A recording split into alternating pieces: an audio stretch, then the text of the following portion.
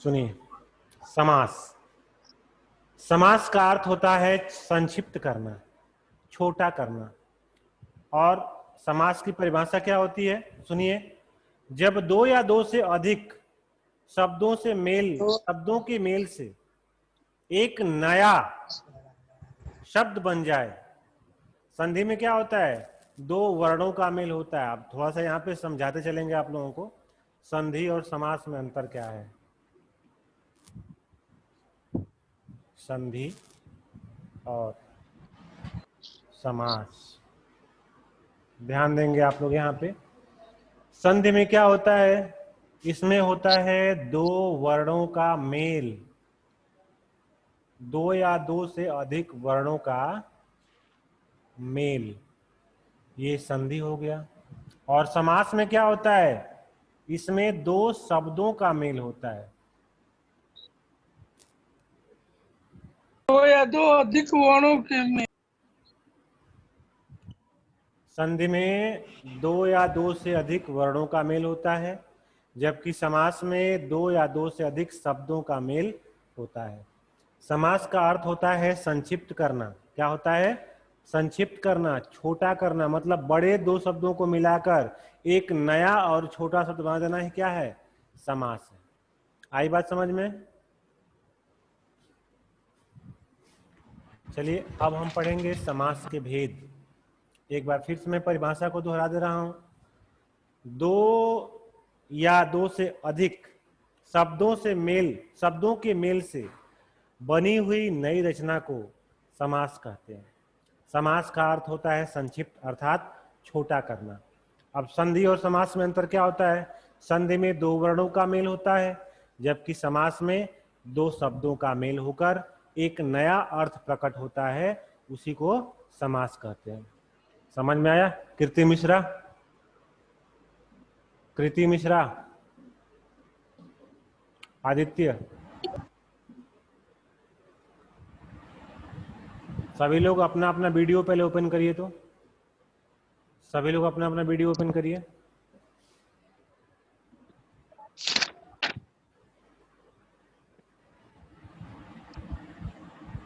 सभी लोग अपना अपना वीडियो ओपन करिए।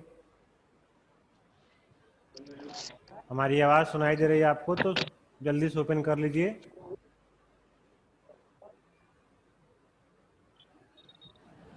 नहीं ओपन करना है तो म्यूट कर देंगे, यहीं से हम सुन नहीं पाएंगे आप लोग।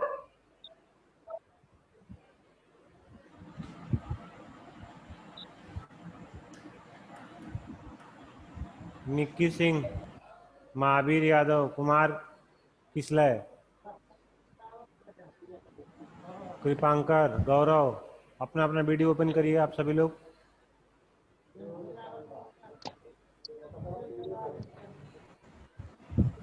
चलिए देखिए, अब हम समास के भेदों के बारे में पढ़ेंगे। समास के मूलतः चार भेद होते हैं, लेकिन कुछ कुछ पुस्तकों में समास के 6 भेद बताए गए हैं। आपकी पुस्तक में भी 6 भेद ही बताए गए हैं, इसलिए हम समास के 6 भेदों का यहाँ पर व्याख्यान करेंगे। तो सबसे पहला जो भेद आता है वह होता है अव्ययी भाव समास।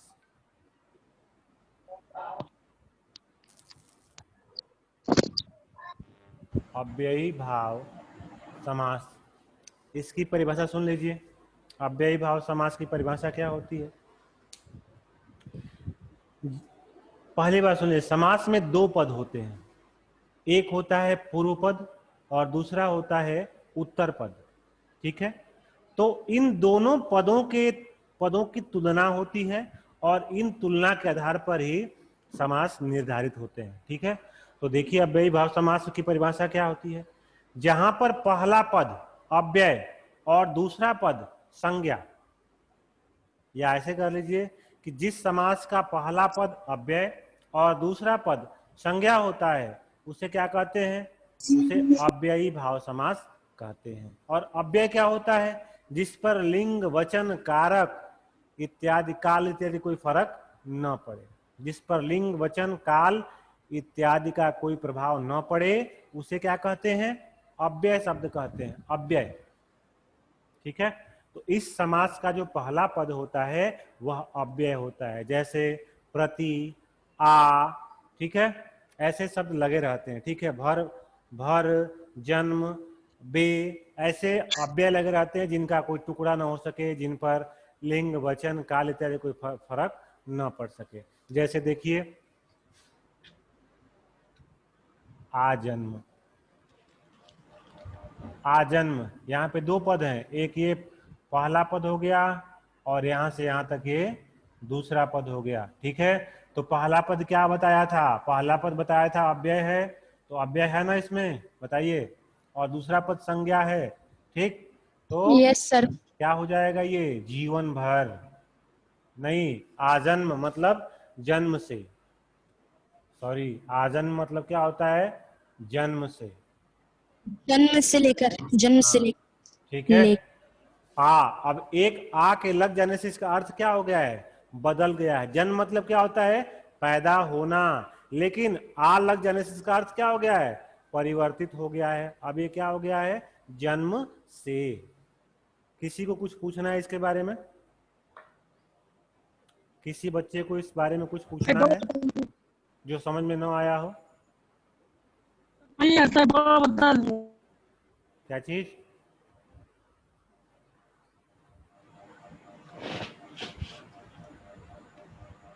ऐसा कोई स्टूडेंट जिसको समझ में न आया हो?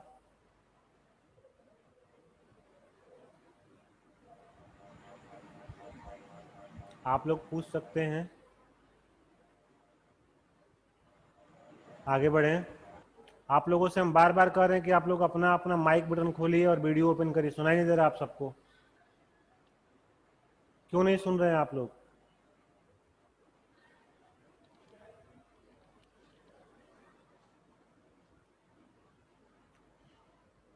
बिना डिस्कशन किए पढ़ाई कैसे होगी?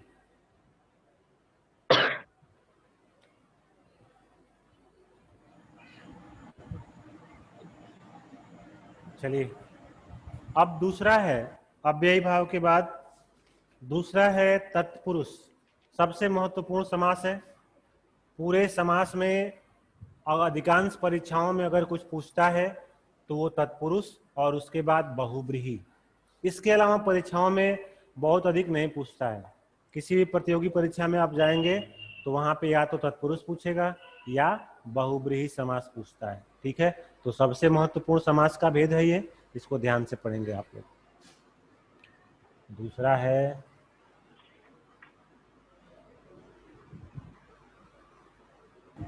तत्पुरुष। अब देखिए तत्पुरुष में क्या होता है, इसकी परिभाषा। जिस समास का पहला पद गौण, मतलब जिसका पहला पद का कोई महत्व नहीं है लेकिन दूसरा पद क्या हो? प्रधान हो। मतलब मान लीजिए कि अगर हमने कोई शब्द लिखा, जैसे हम यहाँ पे लिखे हैं ग्राम गत, ध्यान दीजिएगा, ये पहला पद हो गया और ये दूसरा पद हो गया। ध्यान देंगे आप लोग। परिभाषा में बताया गया है कि जिस समास का पहला पद गौण मतलब महत्वहीन और दूसरा पद प्रधान हो और इसके अलावा जब इसको विग्रह करेंगे तो कर्ता कारक और संबोधन कारक को छोड़कर कारक की अन्य विभक्तियों का प्रयोग हो जाता हो, उसको तत्पुरुष समास कहते हैं। क्या लिखा गया है, क्या बताया गया है? जिस समास का पहला पद गौण अर्थात महत्वहीन, दूसरा पद प्रधान अर्थात महत्वपूर्ण हो और कर्ता कारक और संबोधन चिन्ह को छोड़कर कर्ता की सभी विभक्तियां मौजूद हों, उसे क्या कहते हैं? तत्पुरुष समास कहते हैं। जैसे देखिए ग्रामगत, ग्रामगत इसका अर्थ क्या हो जाएगा? गांव को जाने वाला, गांव को जाने वाला। तो अब इसमें देखिए कर्ता और संबोधन को छोड़कर किसी चिन्ह का प्रयोग हुआ है क्या कारक से? जरा बताइए तो हमको, जल्दी बताइए। कर्ता को छोड़कर नो और सर। संबोधन को छोड़कर किसी दूसरी विभक्ति का प्रयोग इसमें किया गया है क्या? जल्दी देखिए तो। सर कर्म। हाँ, कर्म किया गया ना। इस आधार पर हम क्या कह सकते हैं कि ये तत्पुरुष समास है। ग्रामगत, गांव तो है लेकिन जाना है। पहला पद का कोई महत्व नहीं है, दूसरा पद महत्वपूर्ण है। गांव, ग्रामगत, गांव को जाने वाला, जाने वाला नहीं, गांव को जाने वाला। तो पहला महत्वपूर्ण नहीं है, दूसरा महत्वपूर्ण है। इस आधार पर हम क्या कहेंगे? तत्पुरुष समास। अब एक और देख लीजिए, एक और उदाहरण है। ये कर्म का हो गया। अब हम पढ़ेंगे संप्रदान का। तो लिखेंगे यहां पर रसोई घर, रसोई घर। ठीक है, तो संप्रदान का चिन्ह क्या होता है बताइए तो जरा आप लोग। संप्रदान कारक का चिन्ह क्या होता है? कर्ता, कर्म, करण, सर के संप्रदान। लिए। के लिए। के लिए। तो जब इसका विग्रह हम करेंगे तो क्या होगा? रसोई के लिए घर, यही रसोई होगा ना? के लिए घर। Yes sir. रसोई के लिए घर, यही होगा ना? संप्रदान कारक इसमें आ रहा है कि नहीं आ रहा है? के लिए का चिन्ह क्या है? और देखिए यहाँ पे हो गया पहला पद रसोई, दूसरा पद घर। पहला पद की प्रधानता नहीं है, दूसरे पद की प्रधानता। रसोई के लिए घर है, घर के लिए रसोई नहीं है, रसोई के लिए घर। तो प्रथम पद महत्वहीन, दूसरा पद महत्वपूर्ण। इस आधार पर तत्पुरुष, और यहाँ पर कर्ता और संबोधन को छोड़कर चिन्ह लगा है संप्रदान कारक का। इस आधार पर यह कौन सा समास हो जाएगा? तत्पुरुष समास। अब इसमें किसी कुछ पूछना है? एक मिनट बेटा, थोड़ा क्षमा चाहते हैं। No sir. एक मिनट क्षमा चाहते हैं।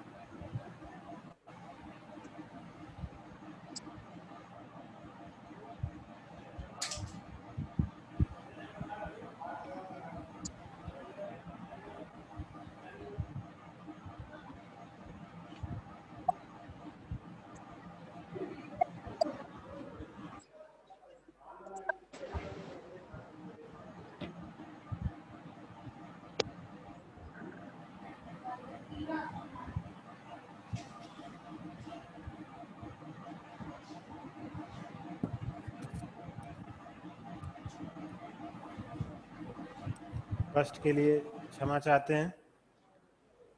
चलिए, तो तत्पुरुष में और कुछ पूछना है किसी को अब तक जो समझ में न आया हो?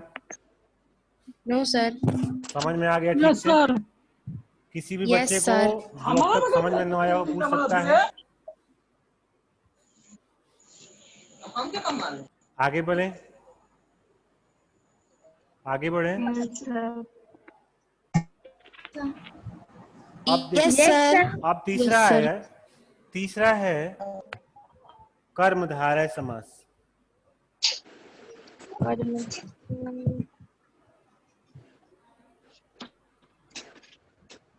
कर्मधारय समास, ठीक है। तीसरा है कर्मधारय समास। अब इसकी परिभाषा क्या है देख लीजिए।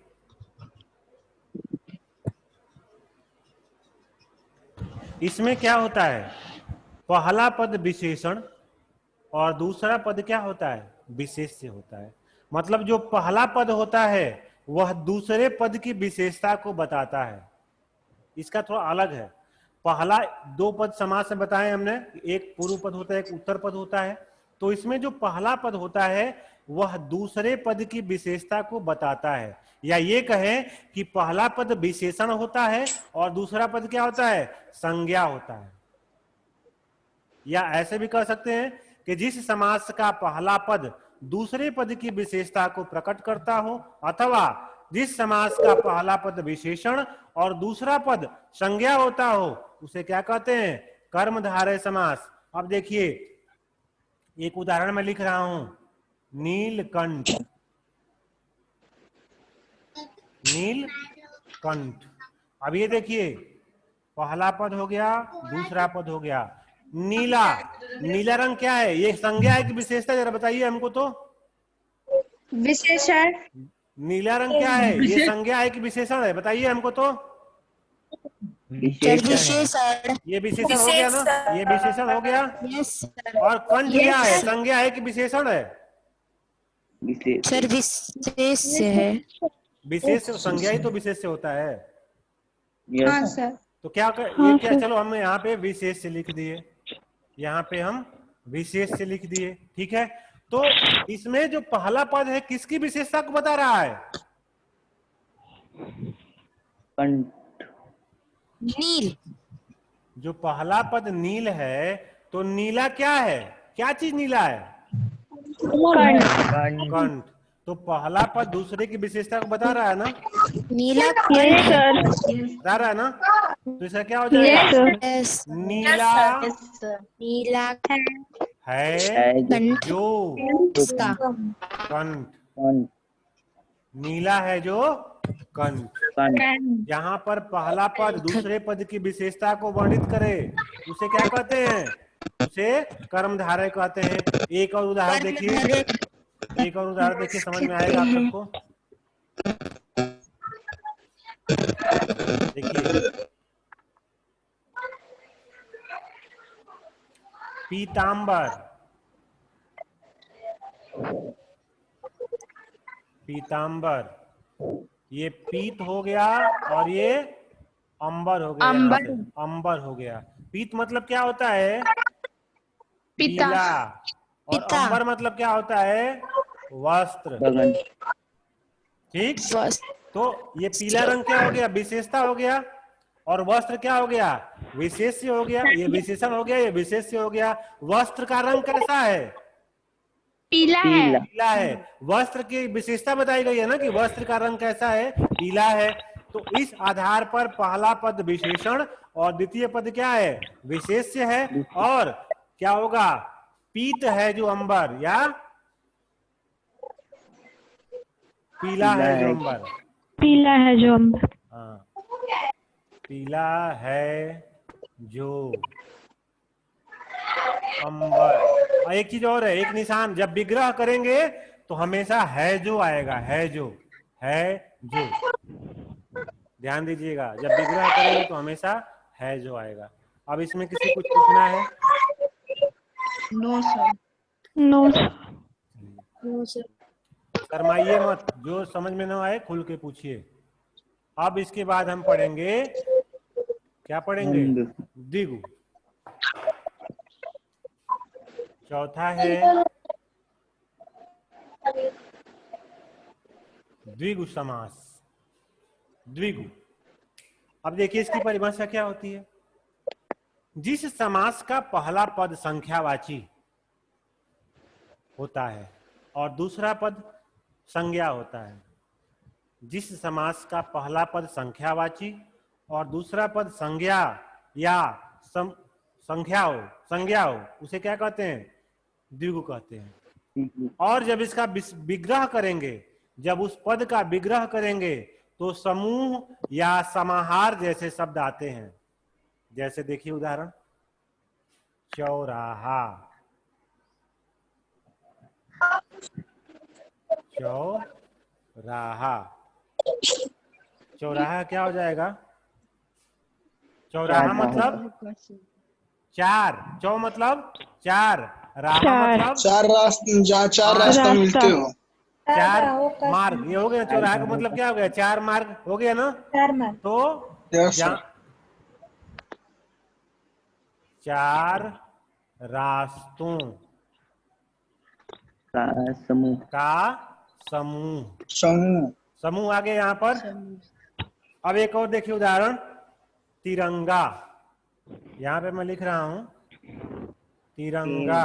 ती मतलब तीन, रंग रंग तीन तो क्या हो जाएगा यहाँ पे? तीन रंगों तीन का रंगों का समाहार। समूह। समूह नहीं होगा, समाहार मिलन, रंगों का समाहार। तो समूह और समाहार शब्द आ रहा है कि नहीं आ रहा है इसमें, ये बताइए तो। Yes yes sir. सर। और पहला पद संख्यावाची हो रहा है कि नहीं हो रहा है, बताइए तो। Yes sir. यस किस सर। आधार पर कौन सा समास हो गया यह? द्विगु द्विगु समास। समास। द्विगु समास। द्विगु समास। इसके बाद पढ़ेंगे अब द्वंद्व समास।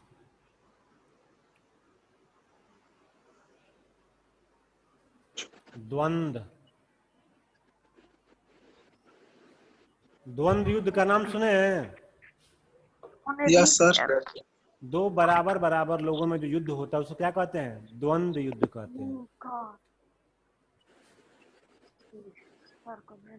बुक में नहीं दिए। बुक में नहीं दिए तो पढ़ लीजिए। पांचवा है द्वंद्व समास। अब द्वंद्व समास की परिभाषा क्या है देखिए, जिसमें दोनों पद महत्वपूर्ण या प्रधान हो उसे द्वंद्व कहते हैं। और जब दोनों का विग्रह करेंगे तो और अथवा या शब्द आते हैं। जब शब्द को तोड़ेंगे तो उसमें काके की, नाने नी, है जो नहीं आएगा, उसमें क्या आएगा? और अथवा या आएगा। जैसे माता पिता, तो माता और पिता दोनों अलग अलग चीजें हैं कि नहीं है? Yes sir. है ना? तो जब इसको तोड़ेंगे तो क्या आएगा? माता माता और पिता। माता और पिता। पिता। अब देखिए यहाँ पे दो पद हैं और दोनों क्या हैं? दोनों का महत्व है, दोनों महत्वपूर्ण है। क्या कहा गया है? जिस समास का दोनों पद महत्वपूर्ण हो वह द्वंद्व समास होता है। और जब इसको विग्रह करेंगे, विग्रह इसी को करना होता है, और जब इसको विग्रह करेंगे तो और अथवा या शब्द आता है, तो वह कौन सा समास हो जाता है? द्वंद्व समास। द्वंद्व समास। इसी प्रकार जन्म द्वंद्व मृत्यु, समास। भाई बहन, दिन रात, लाभ हानि, पाप पुण्य, सुख दुख, ऊपर नीचे, यश अपयश, दाल भात, जल थल, इसको जब तोड़ेंगे तो या अथवा और आएगा। ठीक, इसमें कुछ पूछना है किसी को? No sir. No sir. अरे नो शर्माइए सर। नहीं, पूछ लीजिए।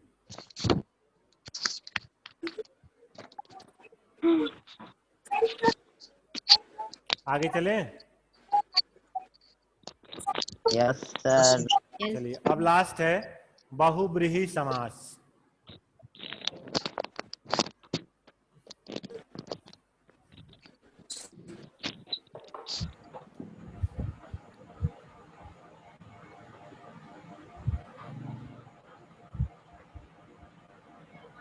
बहुब्रीहि, बहुब्रीहि समास। तो इसका क्या होता है देखिए, इसमें कोई पद प्रधान या कोई पद गौण नहीं होता है। मतलब दोनों पद में से कोई प्रधान या महत्वहीन नहीं होता है, लेकिन दोनों पद को जोड़ने पर एक नया अर्थ आ जाता है।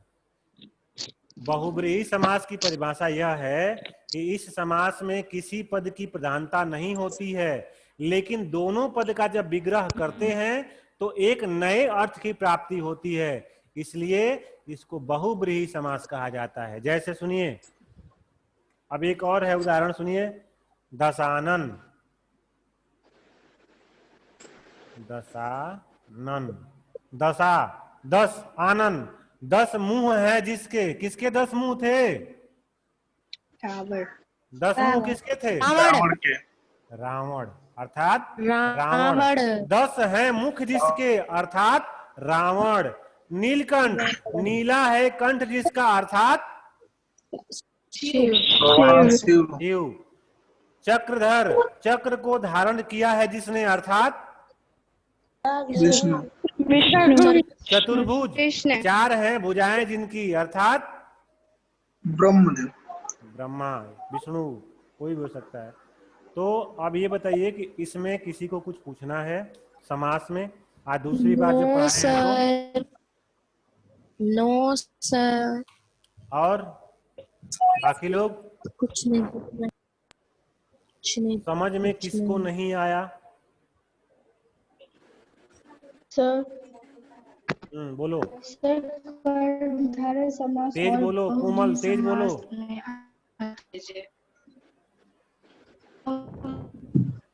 समास और कोमल तेज बोलो, आवाज नहीं आ रही है।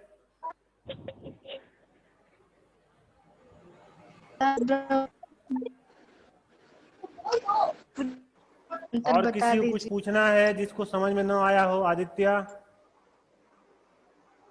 कीर्ति मिश्रा, मुस्कान यादव, अभिषेक गिरी, Nikki, Arpita, no sir.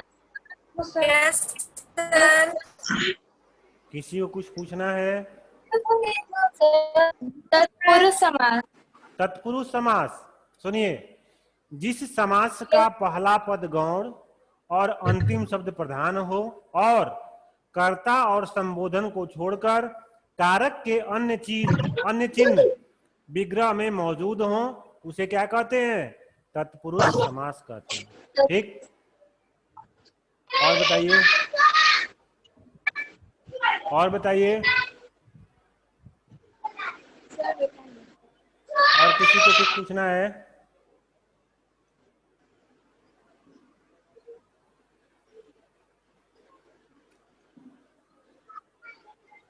Class समाप्त किया जाए? Yes sir. चलिए। सर अपनी बात